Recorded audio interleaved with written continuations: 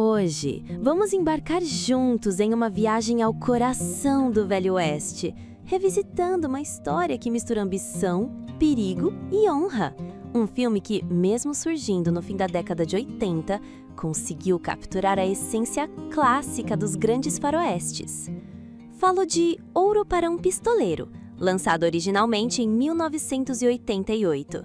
Uma produção que chegou às telas trazendo o eco das antigas lendas do Oeste, mas com um olhar renovado para os conflitos humanos. Naquele final de década, o mundo do cinema vivia um período de transição. O faroeste, outrora reinante, havia pedido espaço para outros gêneros, mas ainda guardava fôlego para obras que sabiam respeitar sua tradição. Foi nesse cenário que este filme, rodado com locações áridas e belas paisagens, conquistou seu espaço. Sob a direção cuidadosa de Tonino Valeri, cineasta italiano conhecido por sua habilidade em dar profundidade aos personagens, e com um roteiro inspirado nos grandes épicos do spaghetti western, Ouro para um Pistoleiro nasceu com a intenção de contar mais do que uma simples história de tiroteios. Era sobre escolhas, lealdade e o peso do passado.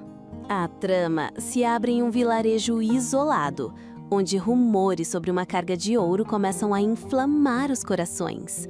O ouro, guardado sob vigilância, é ao mesmo tempo promessa de liberdade e semente de traição. É nesse cenário que encontramos o protagonista, Roy Blood, interpretado com carisma e intensidade por Fábio Testi.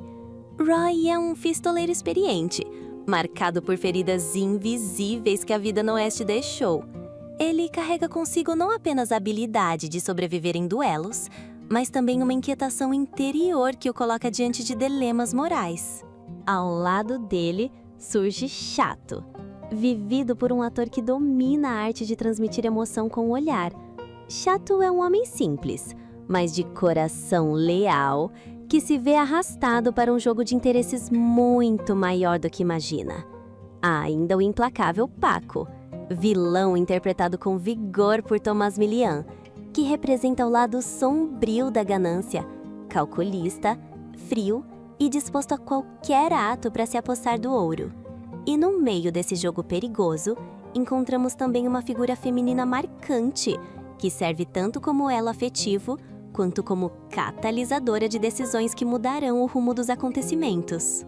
À medida que o enredo avança, o espectador é levado a cenários de emboscadas em desfiladeiros, trocas de tiros em ruas empoeiradas e diálogos carregados de tensão. O ouro, mais do que um metal precioso, torna-se símbolo dos desejos mais profundos de cada personagem. Para alguns, é redenção. Para outros, condenação.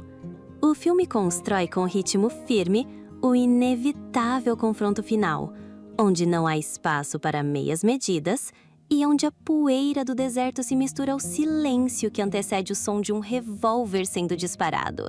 A recepção do longa foi especialmente calorosa entre os fãs do spaghetti western, que reconheceram nele um retorno ao espírito de produções que marcaram os anos 60 e 70.